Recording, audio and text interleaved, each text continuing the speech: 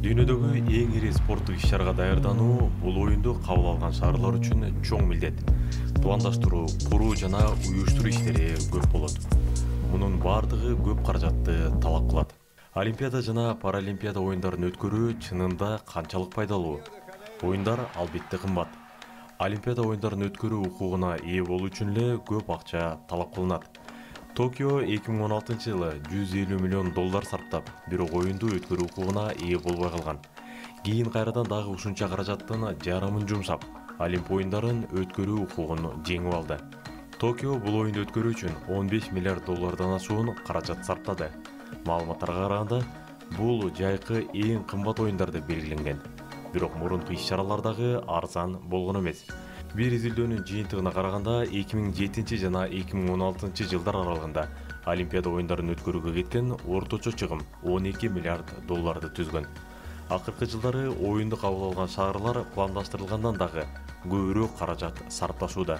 Грецияда 2004-жылы Афинада өткөн Олимпиадага кеткен чыгымдар өлкөдөгү экономикалык кризиске түрткү болгон үчүн айыпташкан.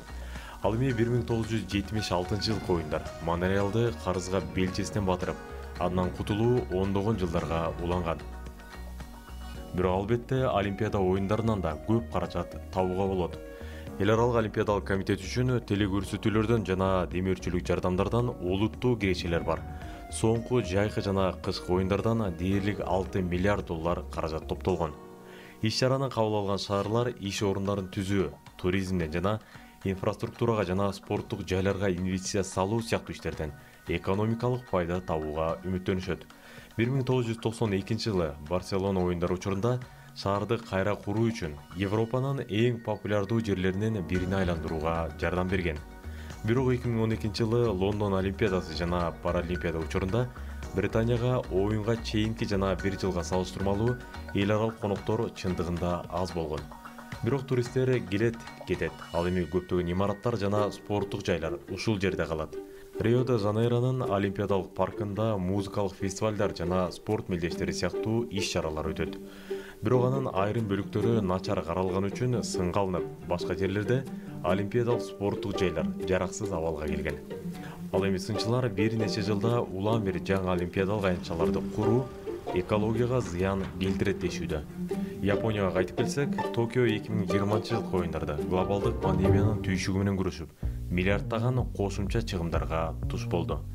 Киреше түшүгүмөн, анткени стадиондор толтурулбайт жана эл аралык көрүүчүлөр келе албайт. Бардык чыгымдардан кийин пандемиянын кесепети болбогон күнү дагы экономисттер Олимпиаданы өткөрүү шаардын экономикасын көтөрөрүнөн күмөн санашууда. Андыктан барган сайын келечекте оюндарды кабыл алууну каалаган шаарлар аз болууда. Учурда айрымдары оюндарды туруктуу бир жерге өткөрүүгө чакырышууда. Бирок ачык айтканда бардыгын сандар менен өлчөгөнгө болбойт. Дүйнөдөгү эң ири спорттук иш-чараны өткөрүү сыймыгы жана шаарга алып келген кадыр барк дагы бар.